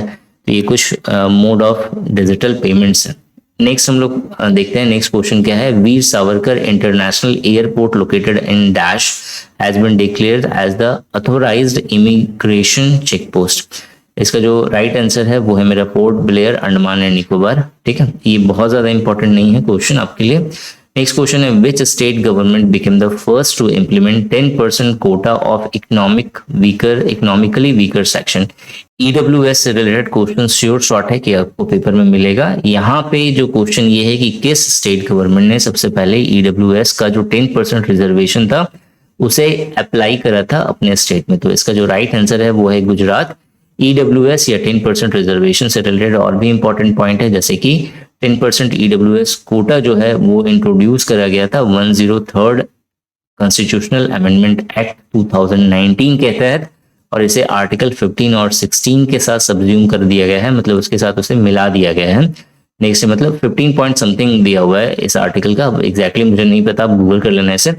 नेक्स्ट जो है वो है मेरा the committee form to review the criteria. अब कौन सी कमिटी बनाई थी इकोनॉमिकल वीकर सेक्शन की क्राइटेरिया को डिफाइन करने के लिए? तो अजय भूषण पांडे, मतलब 3 मेंबर्स कमिटी थी या 3 मेंबर्स कमीशन था, जिसे सिन्हो कमीशन के नाम से जानते हैं। ये बहुत इंपॉर्टेंट है। इसके जो मेंबर्स थे वो थे मेरे अजय भूषण पांडे, VK मल्होत्रा और संजीव सन्याल। नेक्स्ट हम लोग आते हैं next question, union cabinet approve the reissuance of an ordinance making the practice of instant triple talaq. मैंने बोला था ट्रिपल तलाक से क्वेश्चन श्योर शॉर्ट है कि आपको जूनियर कोर्ट असिस्टेंट एग्जाम में आपको देखने को मिलेगा, या फिर आप कोर्ट से रिलेटेड किसी भी एग्जाम का प्रिपरेशन कर रहे हैं तो उसमें ट्रिपल तलाक बहुत इंपॉर्टेंट हो जाता है, इससे रिलेटेड क्वेश्चंस बनेंगे। तो जो ट्रिपल तलाक का जो ऑर्डिनेंस जो था वो फर्स्ट टाइम मतलब 2 बार ऑर्डिनेंस आया हुआ है। तो जो पहला जो ऑर्डिनेंस है, ये क्वेश्चन है कि वो कब एक्सपायर हुआ है, जनवरी 22 2019 में, या फिर 22 जनवरी 2019 को जो है जो पहला ऑर्डिनेंस जो लाया गया था ट्रिपल तलाक का, वो जो है एक्सपायर हो गया था। नेक्स्ट जो इंपॉर्टेंट पॉइंट्स बनते हैं ट्रिपल तलाक से रिलेटेड वो ये है कि under the Muslim women protection of right on marriage Ordinance 2019 divorcing through instant triple talaq will be illegal, void and would attract a jail term of 3 years for the husband. मतलब क्या था कि मतलब triple तलाक आजकल मतलब ऐसा हो गया था कि कोई एसएमएस से अगर 3 बार तलाक तलाक तलाक अगर लिख के भेज दे तो जो वाइफ है उसका डाइवोर्स हो जाता था हस्बैंड से, ठीक है, मुस्लिम विमेंस का। तो ये जो है इसे एक अनकॉन्स्टिट्यूशनल बना दिया गया था किस अमेंडमेंट के द्वारा, तो 2019 जो अमेंडमेंट एक्ट है उसके द्वारा। ट्रिपल तलाक 2019 का जो ऑर्डिनेंस पास हुआ था, जो बिल पास हुआ था, ये लोकसभा में कब पास हुआ है, तो जून 21 2019 को पास हुआ था। राज्यसभा में कब पास हुआ है, तो 30 जुलाई होगा यहाँ पे, JULY 30 जुलाई 2019 में पास हुआ है और 31 जुलाई 2019 को प्रेसिडेंट ने इसका एक्सटेंड दिया था, प्रेसिडेंट से स्वीकृति मिली थी इसे 31 जुलाई 2019 को। ट्रिपल तलाक जो है, अब ये इंपॉर्टेंट इंफॉर्मेशन है और इंटरेस्टिंग भी है कि ट्रिपल तलाक जो है 20 से ज्यादा इस्लामिक कंट्रियों में ऑलरेडी बैंड है, जिसमें पाकिस्तान भी आता है। और इंडिया में जब बैन करने की बात करी गई थी तो हो हल्ला होना शुरू हो गया था, ठीक है। इसी को कहते हैं हम लोग पॉलिटिक्स। यहाँ पे जो सुप्रीम कोर्ट से रिलेटेड जो ट्रिपल तलाक वाला जो इशू है उससे रिलेटेड 3 केसेस बहुत इंपॉर्टेंट हैं जो आपको ध्यान में रखना है। और इन तीनों केसेस में जो पहला है वो है मेरा श्रेया बानो का केस, जो सबसे लेटेस्ट है, जो 2017 का है। इसके अलावा आप शाह बानो केस जो कि सबसे फर्स्ट है 1985 का, वो भी आपको ध्यान में रखना है। डेनियल लेतिफी केस, सरला मुदगल केस, ये भी जो है ट्रिपल तलाक से ही रिलेटेड है, ठीक है। नेक्स्ट हम लोग आते हैं, who was appointed the secretary general of national human right commission NHRC on January 11 2019। क्योंकि 19 वाला इंपॉर्टेंट नहीं है, इंपॉर्टेंट कब का है, अभी लेटेस्ट का। तो प्रेजेंट में नेशनल ह्यूमन राइट कमीशन के जनरल सेक्रेटरी जो है वो RK भार्गवा है, ठीक है, ये आपको ध्यान में रखना है। नेक्स्ट क्वेश्चन हम लोग आते हैं, where is the headquarter of National Payment Corporation of India NPCI located? Answer है मुंबई, ठीक है, मुंबई में NPCI का हेडक्वार्टर है। NPCI जो है एक स्पेशलाइज्ड डिवीजन है रिजर्व बैंक ऑफ इंडिया के अंदर, जो कि मिनिस्ट्री ऑफ फाइनेंस के अंदर आता है और ये डिजिटल पेमेंट सर्विस इंडिया में प्रोवाइड करता है।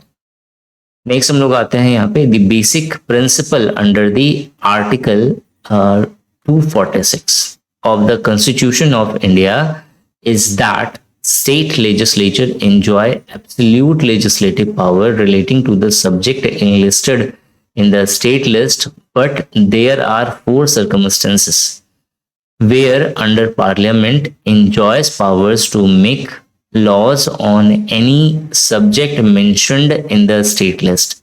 These circumstances are provided in the articles. Question अच्छे से समझना, क्वेश्चन बहुत इजी है। क्वेश्चन ये कह रहा है कि 246 आर्टिकल जो है, article number 246 of Indian constitution, ये जो है ये प्रोवाइड करता है कि जो स्टेट लेजिस्लेचर जो है वो स्टेट लिस्ट में जितने सारे सब्जेक्ट्स हैं उससे रिलेटेड जो है वो कानून बना सकता है। लेकिन पार्लियामेंट अगर चाहे तो स्टेट लेजिस्लेचर से रिलेटेड जो है लॉ बना सकता है या स्टेट से रिलेटेड लॉज भी बना सकता है। कौन बना सकता है? पार्लियामेंट या सेंट्रल गवर्नमेंट। तो वो कुछ ऐसे कंडीशंस है, 4 ऐसे इंपॉर्टेंट सर्कमस्टेंसेस है जिसके कारण जो है वो स्टेट लेजिस्लेचर बना सकता है या लॉ ऑफ स्टेट्स जो है वो बना सकता है। तो यहाँ पे क्वेश्चन ये है कि वो कौन कौन से ऐसे आर्टिकल्स हैं जिसके अंडर जो हमारा सेंट्रल गवर्नमेंट है या पार्लियामेंट है उसके पास ये पावर है कि वो स्टेट से रिलेटेड जो है लॉज को बना सकता है। क्लियर हो गया कौन सा क्वेश्चन? इसमें 4 ऑप्शंस हैं, आपको ये सारे आर्टिकल्स पहले समझने पड़ेंगे, ये सारे आर्टिकल्स हैं क्या, ठीक है। राइट आंसर है, लेकिन ये गलती से बाय मिस्टेक हो गया, ये इसका आंसर नहीं है, ठीक है। इंपॉर्टेंट पॉइंट्स देख लेते हैं। पहला जो है वो है आर्टिकल 253, दूसरा आर्टिकल 252, तीसरा आर्टिकल 249, फिर देन 250 एंड देन 251। आपको ये सारे आर्टिकल्स पहले समझने पड़ेंगे क्या है, तब जाकर के आप सही आंसर जो है डिसाइड कर सकते हो। तो आर्टिकल 253 तो ये एम्पावर्स करता है पार्लियामेंट को to make any law for the whole or any part of the territory of India for implementing treaties, international agreements and conventions. It enables the government of India to implement all international obligations and commitments. ठीक है, article 253 जो है वो parliament को power देता है कि वो पूरे इंडिया के लिए, पूरे भारत के लिए जो है लॉ लेकर के आए। तो अब देखो इसमें पूरे भारत की बात करी गई है या फिर किसी भी इंडियन टेरिटरी के पार्ट की बात करी गई है, जहां पे जो मैटर्स होना चाहिए वो इंटरनेशनल एग्रीमेंट एंड कन्वेंशंस का होना चाहिए, ट्रीटीज का होना चाहिए, तब जो है जो हमारा पार्लियामेंट है उससे रिलेटेड लॉ बना सकता है। It enables the government of India to implement all international obligations and commitments. Article 252 की अगर बात करें तो ये एम्पावर्स करता है पार्लियामेंट को to make laws on any matters of state list. ठीक है, साफ साफ बोल रहा है कि स्टेट लिस्ट के अंदर कोई भी मैटर्स हैं उसके ऊपर जो है लॉ बना सकता है पार्लियामेंट। ये कौन एम्पावर करता है? तो article 252 on the consent of the two or more states on passing resolution. अगर स्टेट्स चाहता है, चाहे 2 स्टेट होना चाहिए, 2 से ज्यादा स्टेट होगा, अगर वो एक रेजोल्यूशन पास करके ये कंसेंट देता है पार्लियामेंट को कि आप जो है हमारे किसी एक सब्जेक्ट से रिलेटेड, मतलब स्टेट लिस्ट में जो सब्जेक्ट मेंशन है उससे रिलेटेड कोई लॉ बनाए, तो जो है सेंट्रल गवर्नमेंट या फिर जो पार्लियामेंट है वो जो है उससे रिलेटेड, उस स्टेट से रिलेटेड लॉ बना सकता है। और ये जो लॉ होगा इसे कोई और तीसरा स्टेट भी जो है वो अडॉप्ट कर सकता है बाई पासिंग रेजोल्यूशन। ठीक है, तो ये तो एक कंडीशन आपको यहाँ समझ में आ रहा है कि अगर स्टेट चाहे तो जाकर के जो है सेंट्रल गवर्नमेंट जो है एक लॉ बना सकता है। मतलब पहला जो कंडीशन है वो कंसेंट होना चाहिए स्टेट्स का। तो ये जो है किस आर्टिकल के अंदर आता है? तो 252। तो आप देखो कि यहाँ पे जितने सारे ऑप्शन हैं उसमें से 252 आर्टिकल जो है ये सही हो जाएगा कि 252 आर्टिकल जो है पार्लियामेंट को पावर दे रहा है कि जो है आप स्टेट से रिलेटेड जो है लॉ बनाइए on the consent of the states. Clear हो गया? सेकंड देखते हैं हम लोग। नेक्स्ट जो आर्टिकल है वो है article 249। Article 249 empowers the parliament to legislate with respect to a matter in the state list in the national interest। अगर कोई टॉपिक है नेशनल इंटरेस्ट का, मतलब स्टेट लिस्ट के अंदर कोई ऐसा मैटर है, कोई ऐसा सब्जेक्ट है कि जो नेशनल इंटरेस्ट पे बेस्ड है, तो आर्टिकल 249 पार्लियामेंट को ये पावर दे सकता है या देता है कि वो इससे रिलेटेड जो है स्टेट से रिलेटेड उस लॉ पे, मतलब वो जो मैटर है उसके ऊपर में एक लॉ बनाए। तो जो आर्टिकल 249 है ये भी उसके अंदर आएगा। तो आर्टिकल 249 भी इसके अंदर आएगा। नेक्स्ट है मेरा article 250। Article 250 empowers the parliament to legislate with respect to any matter in the state list if proclamation of emergency is in operation। अगर इमरजेंसी की सिचुएशन है तो भी जो है हमारा पार्लियामेंट जो है उस स्टेट से रिलेटेड कुछ मैटर्स के ऊपर जो है लॉ ला सकता है, कुछ नियम बना सकता है। तो आर्टिकल 250 जो कि इमरजेंसी की सिचुएशंस के बारे में बात करता है, वहां भी जो है पार्लियामेंट लॉ बना सकता है। नेक्स्ट है मेरा article 251। Inconsistency between the law made by the parliament under the article 249 and 250 and the law made by the legislature of states। अब देखो, अब अगर अच्छे से आर्टिकल 249 और 250 को आप समझोगे तो 249 ये कहता है कि पार्लियामेंट किसी स्टेट से रिलेटेड कोई अगर मैटर हो तो उसके ऊपर में लॉ बना सकता है। कब? जब नेशनल इंटरेस्ट का इशू रहे तो। और वहीं आर्टिकल 250 ये कह रहा है कि पार्लियामेंट जो है वो इमरजेंसी के समय में स्टेट से रिलेटेड या स्टेट की किसी मैटर से रिलेटेड जो है कोई लॉ बना सकता है। लेकिन इन दोनों आर्टिकल्स में ये नहीं लिखा हुआ है कि स्टेट जो है उन मैटर्स के ऊपर में लॉ नहीं बना सकता, स्टेट भी बना सकता है। लेकिन अब क्या होगा? सपोज करो इमरजेंसी के टाइम में किसी एक पर्टिकुलर स्टेट से रिलेटेड कोई टॉपिक है, उस टॉपिक पे स्टेट ने भी अपने लॉ बना दिए और सेंट्रल गवर्नमेंट ने भी उससे या पार्लियामेंट ने भी उसी टॉपिक पे ऊपर अपने लॉ बना दिए। अब दोनों लॉ क्या करेंगे? एक दूसरे को अगर कॉन्ट्राडिक्ट कर रहे हैं तो उस सिचुएशन में आर्टिकल 251 जो है वहां पे डोमिनेट हो जाएगा, जो ये कहता है कि उस समय कौन जो स्टेट गवर्नमेंट का या पार्लियामेंट का जो लॉ है वही जो है लीगल होगा, वही जो है वैलिड होगा। ठीक है, तो जो नेक्स्ट जो है वो है मेरा 251। तो 251 जो है आर्टिकल वो क्या करता है, वो एक नया कंडीशन देता है कि अगर 241 और 250 अगर वायलेट हो रहा है, अगर दोनों एक दूसरे को मतलब इन दोनों केसेस में जो है कोई अगर ऐसा लॉ है स्टेट का जो सेंट्रल गवर्नमेंट या पार्लियामेंट के लॉ को जो है के अगेंस्ट काम कर रहा है, तो उस समय में आर्टिकल 251 का जो लॉ है वो काम करेगा। तो ये चार इंपॉर्टेंट लॉ हैं या ये चार इंपॉर्टेंट केसेस हैं जिसकी वजह से पार्लियामेंट जो है स्टेट से रिलेटेड लॉ बना सकता है। तो हमें ये चारों देखना है किसके अंदर आ रहा है, 251, 49, 50, 51, 52, 49, 50, 51, 52 यानी कि ऑप्शन ए। ऑप्शन ए जो है ये इसका राइट आंसर है।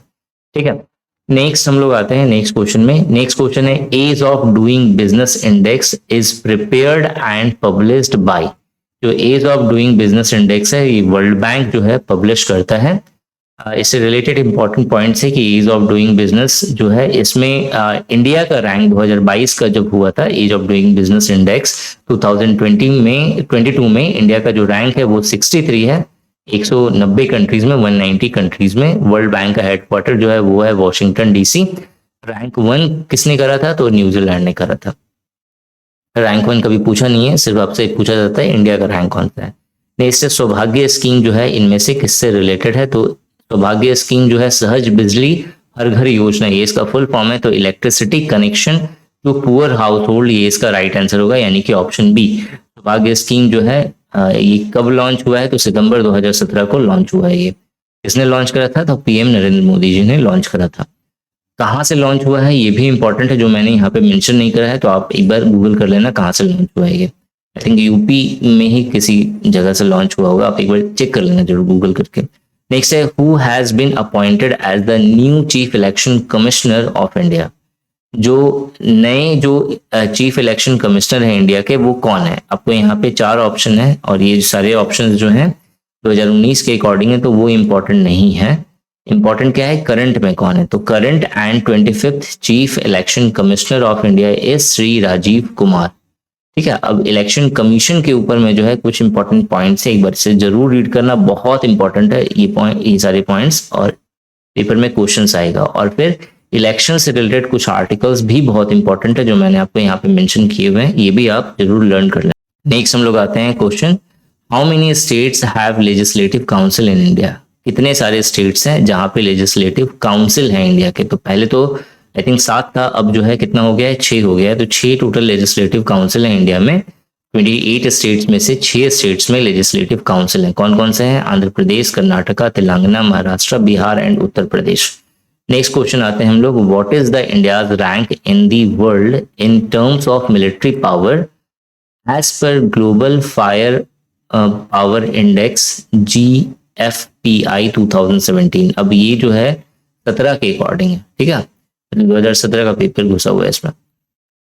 तो अभी की अगर बात करें, पहले तो ये जो ग्लोबल फायर पावर इंडेक्स ये होता क्या है, ये एक्चुअली मॉडर्न आर्मी है किसी भी कंट्री की, वो कितनी पावरफुल है उसके अकॉर्डिंग रैंकिंग दी जाती है।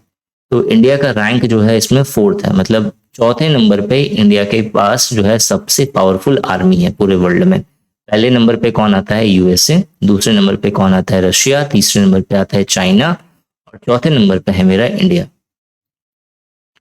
नेक्स्ट क्वेश्चन है, who is the first women defence minister of independence India. Independence India की first defence minister, first women defence minister कौन थी। इसका जो राइट आंसर है वो है मेरा इंदिरा गांधी। नेक्स्ट क्वेश्चन है, which of the following movies won the best movie Oscar award 2018।